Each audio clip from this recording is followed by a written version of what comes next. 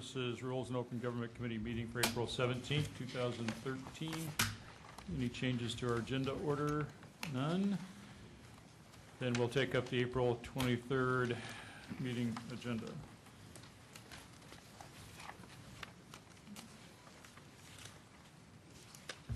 We'll continue with the 9 a.m. start on the closed session as we have lots of litigation cases to fill in. Anything else on page 1? Anything on page 2 or 3?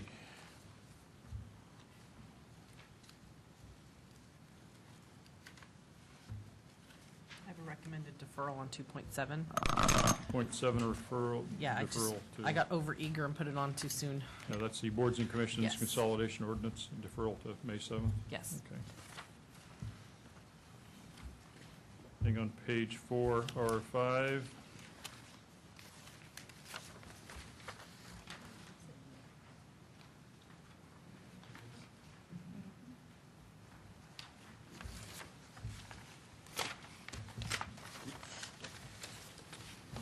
I have some requests for additions, proclamation for World Intellectual Property Day, Councilor Campos travel to Sacramento for League of California City Legislative Action Day, Councilor Herrera's travel to Sacramento for the same thing, and then a request for a Mid-Autumn Festival Resource Fair to be approved as the City Council sponsored event. That's District 7. For District 7. Any other requests for changes or additions? Motion to approve the agenda with the additions. Second. Motion is to approve with the changes.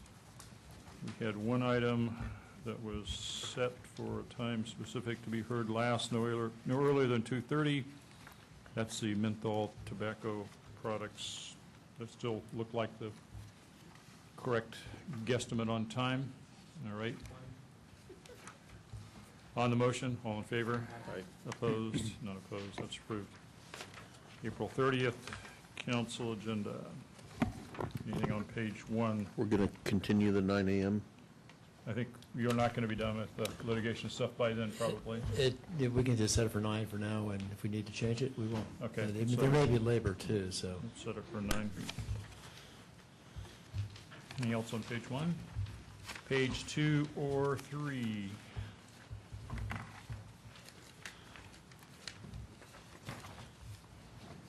Anything on page 4 or 5?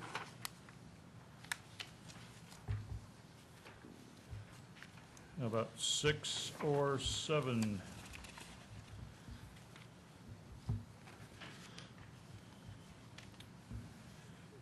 Page 8, the IPA Police Auditor Year-End Report, which is item 8.1. I suggest we do that at not before 3 o'clock.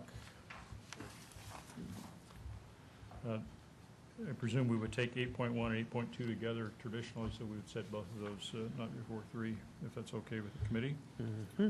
And then page 9 is the Joint Financing Authority 2 refinancing actions for City Hall and the parking lot.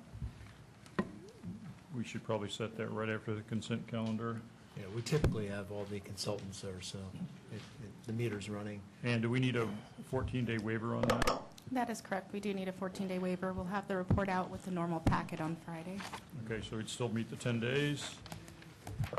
Any other requests for changes? I have nothing in writing. Mayor, so on the Finance Authority, will we do that last? Or is First. that going to be? First after consent? Yes.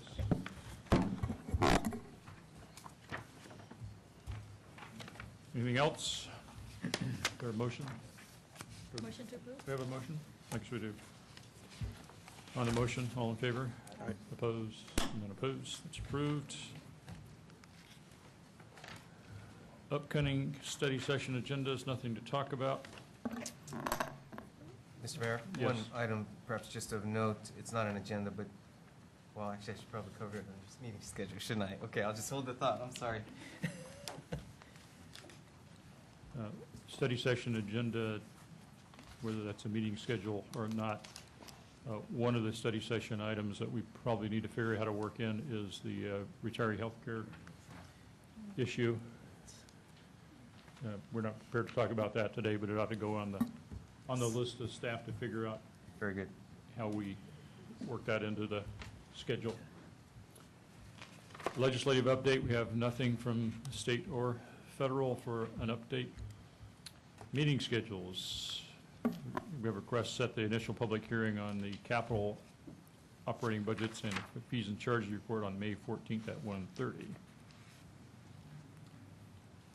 And if I might, the other note, just as a heads up for the committee, is among our budget study sessions, we've got a number scheduled through the last date of May 16th. Staff is looking at that last session of May 16th to do the public safety data analysis and deployment study session that council had prioritized. So I would ask that council members keep that on their calendar. And we can bring the entire budget study session scheduled to rules next week to formally set the individual dates. Okay, that would be good.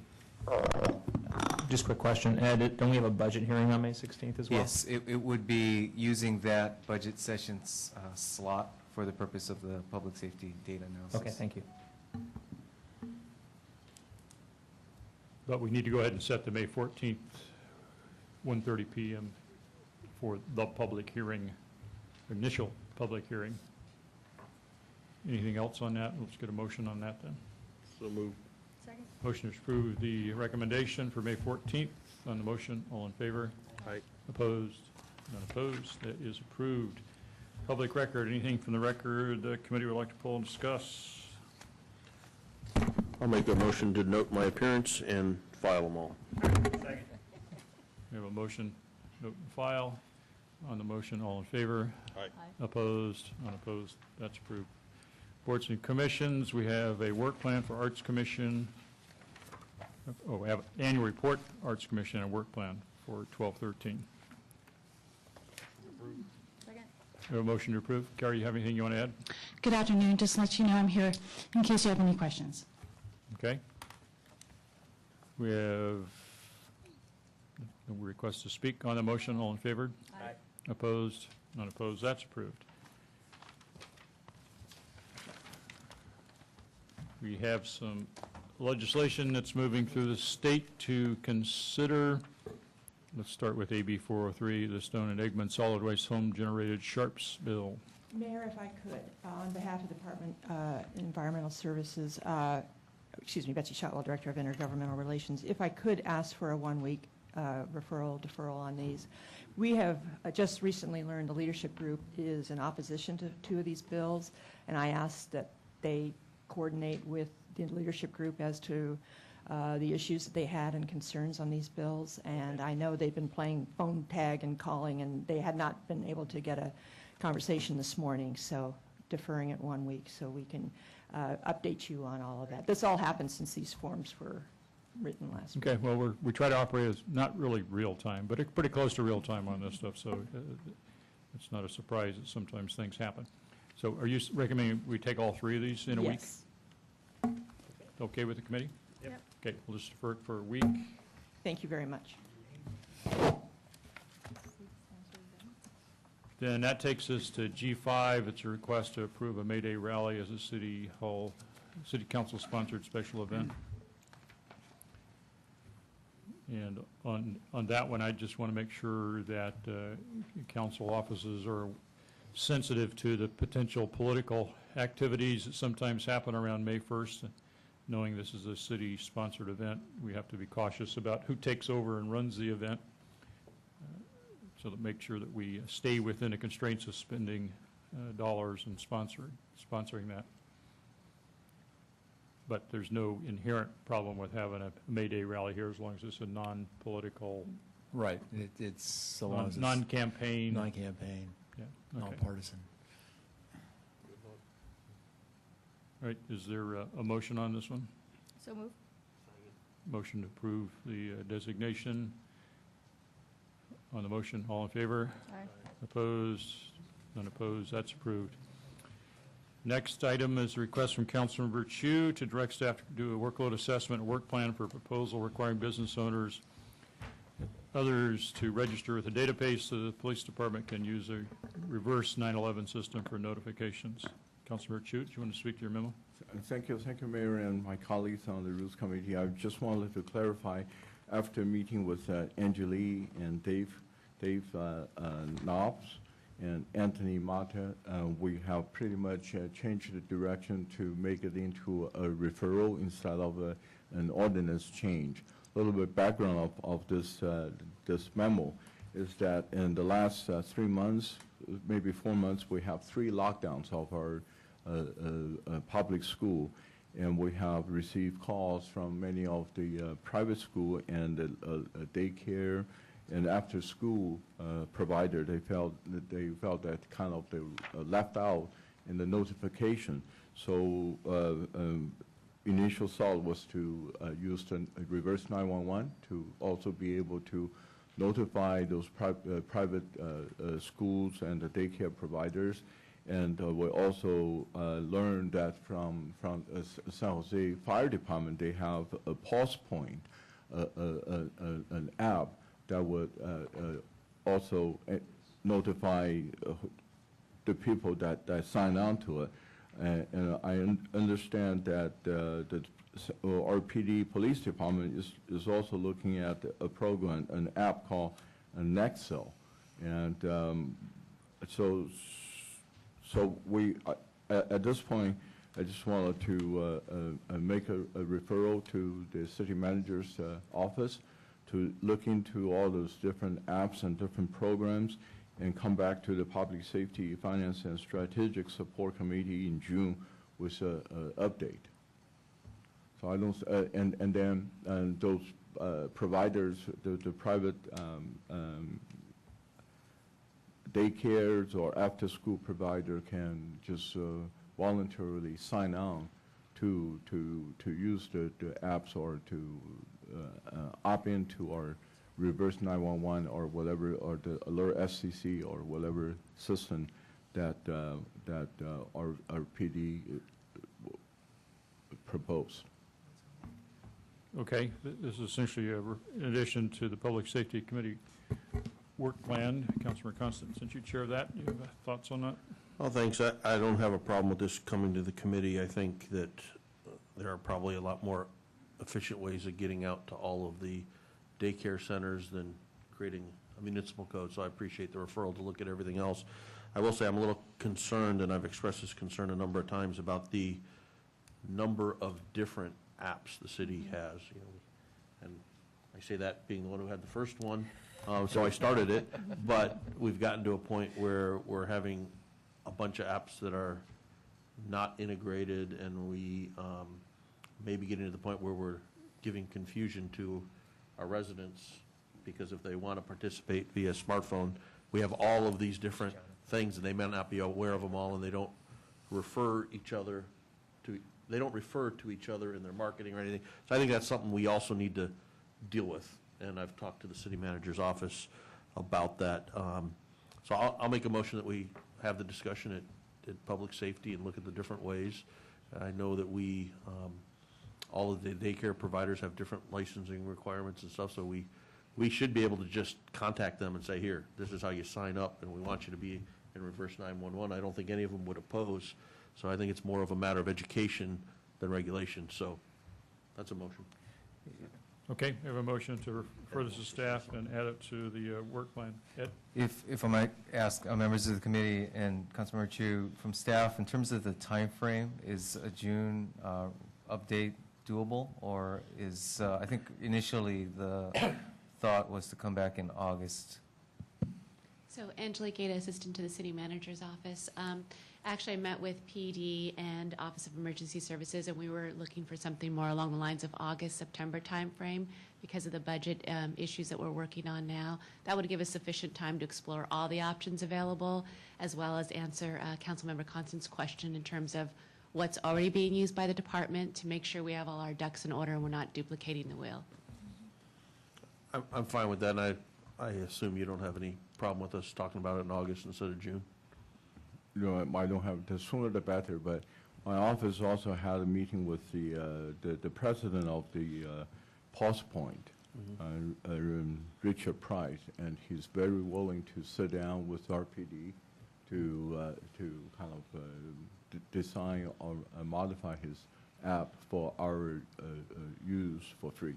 Okay, so we could take that information and see what services would be appropriate for the city. So I think I'll modify the motion to be, come to us in either August or September as soon as you can efficiently get to us with the information. And then I would suggest maybe, Canson, that you maybe have your staff coordinate with all of the other staff on the floor, and we get out in our next emails reminding people who use daycares or operate daycares just to sign up. I think we probably get more done that way, just through our newsletters, than we would through anything else we're going to do. Definitely. Thank you. That will be our second step. Okay, thank you.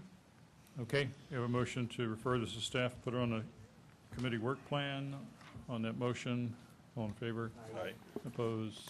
None opposed. That's approved. Thank you.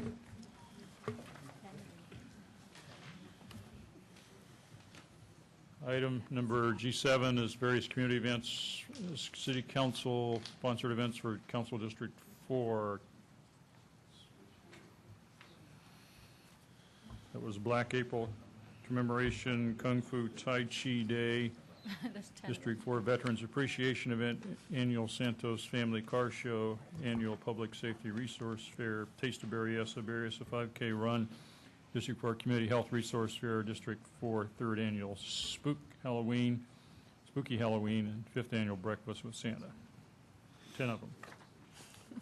Just makes us other 10 districts, 9 districts seem like underachievers. Yeah. Is there a motion? Motion to approve. Oops.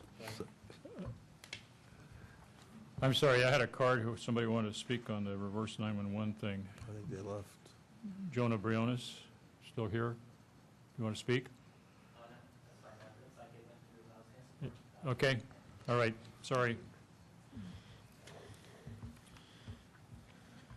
On the various community events in District 4, we have a motion to approve. On the motion, all in favor? Aye.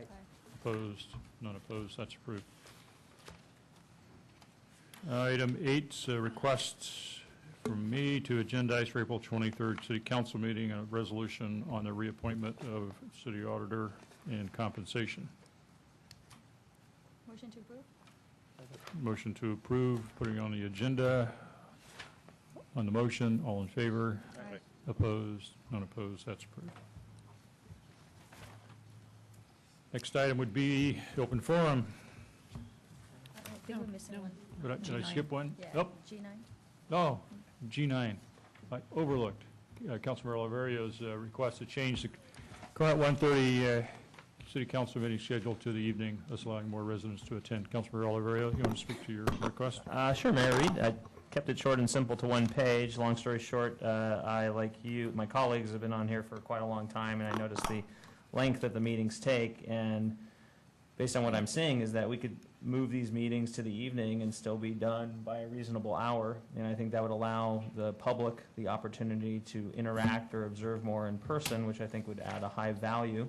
Outside of last night's meeting, which had one of those rare things that we have at the City Council, both an airport curfew and a drive-through, typically our meetings are pretty, I'd say for the last few years, have been pretty concise.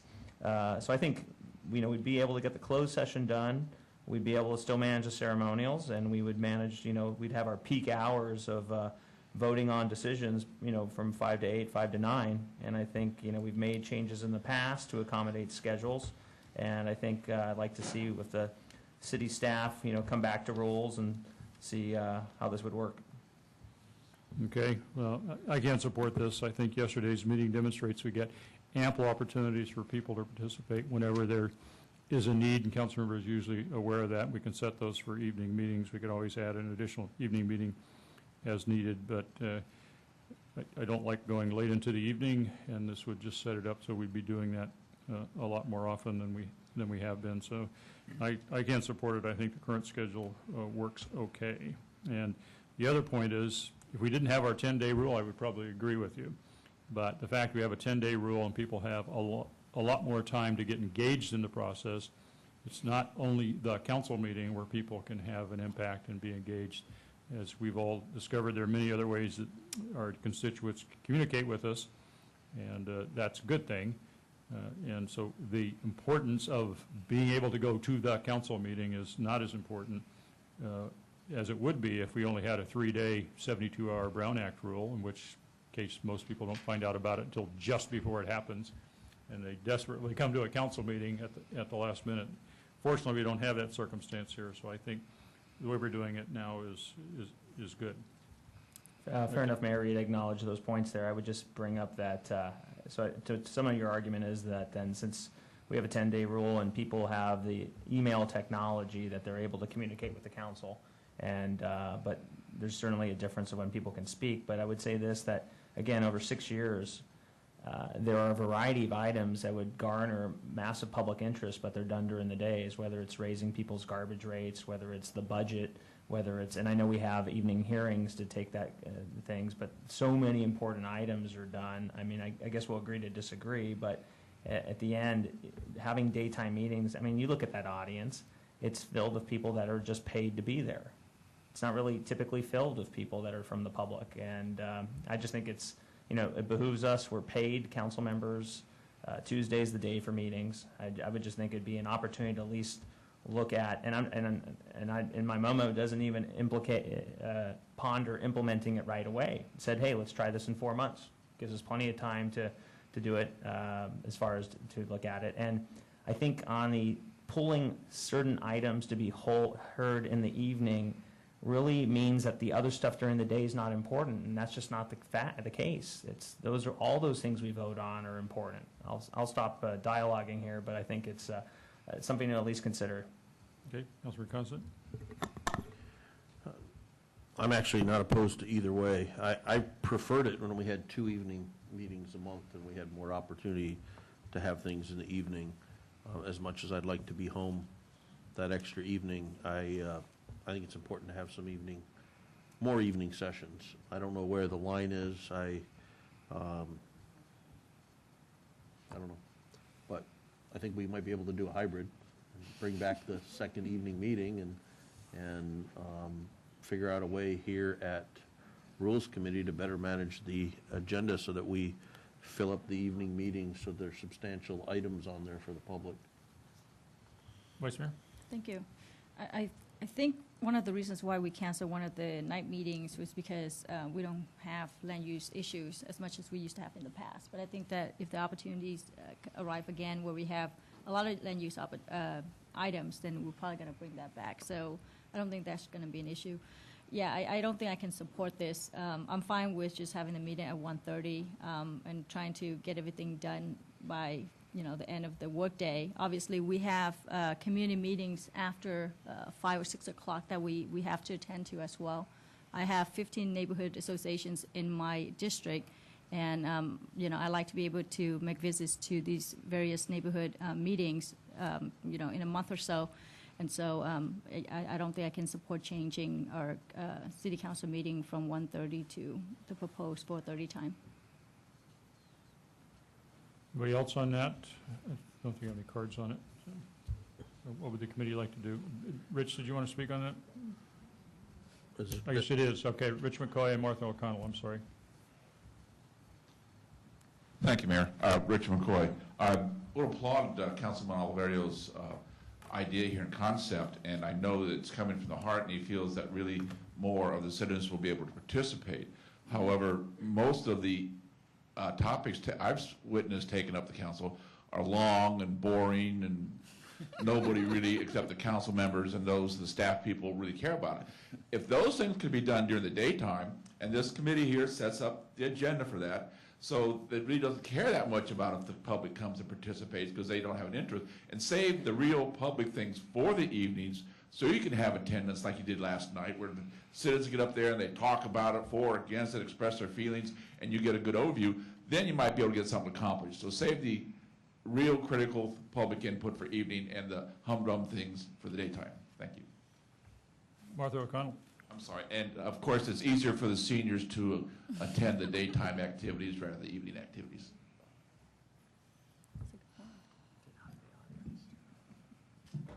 Councilperson Oliverio, I support your idea about greater participation, however, unintended consequences. Seniors, a ton of them are night blind. They can't drive at night. I have sat in council meetings in the afternoon, and I've seen half the seniors leave because they can't sit there for hours and wait to testify. I called a VTA. After 8:15, the light rail starts running every half an hour. It's cold and dark and dangerous. It's bad enough to have to wait every 15 minutes. You change it to night, it's every half an hour. The buses go down to every half an hour, and then later in the evening, it's every hour. Maybe there's a compromise. For example, if you have an issue like senior nutrition, hold it in the day so that the seniors can come and testify. Maybe we should take a look at topic sensitivity. Also, it was outrageous what was allowed to happen during the debate on Prop 8, where people were kept waiting for hours and hours and hours, and over 100 people left. And I don't want to see that. I agree. We need more participation, but you're going to cut out a lot of people who depend on public transportation and people who physically cannot drive at night. So think of a compromise. That concludes the public testimony. Councilmember Constant. I don't know if maybe there's some other way to approach it to achieve both goals. I know we have at the back of many staff reports the criteria for outreach and posting and how we classify different items that we hear before the council, and maybe we should explore looking at a similar classification list or some criteria for determining what goes on in the evening, or no sooner than 4:30 or something like that, where we can try and get a time where it's a little more convenient for people to come, because I see the merits of both sides, and I think if we were to go back to 2-night meetings and have a criteria that might be developed, we might be able to strike a balance. So I don't know what anyone else thinks, but I'm willing to explore that if we can. I just don't like the idea of pick and choose government. At the end, everything we vote on is important. Pete, you didn't care for the, the ordinance on landscaping. I bet you a lot of people, if it was at night, would have been concerned about that. But we viewed it as a nominal issue, and we heard it during the day. And so then we'll just sort of, we think this one's going to be important when they're all really important. And for me, it's for all of it. I appreciate the trying to meet halfway type of thing. And when, it comes to seniors, I've been in this council for 6 years. I don't see busloads of seniors coming to the council meetings. I wish they did. But the reality is when we hold meetings at night, we do get greater participation. And I've had numerous people of that age group tell me, listen, I get around. I have a driver's license. I don't shut the door at 5 o'clock. And I think that's I don't think that's pertinent. But at the end of the day, I understand where where we're going here. But I just think it was a unique opportunity to do what other cities do, which is to hold their meetings in the evening and have participation. And as we know, the mayor can control the speaking time if it's going to get too out of hand. And you know what? If our meeting chambers became so full in the city hall, which we're carrying a ton of debt on, and it become too cumbersome, then we can move it back during the day. But again, if it doesn't want to be contemplated at this time, that's okay. So there's no motion. There's no motion. We'll keep thinking about it. You could always make a motion or a referral, stab at something. I don't think these folks. Well, is it the will of the Rules Committee to support a referral to staff to look at this item? It sounded like you did not care for that, Mayor. I don't think it's necessary. I don't. Well, there you go. Okay. Well, we right. see he can count. Let's move on then. Open forum.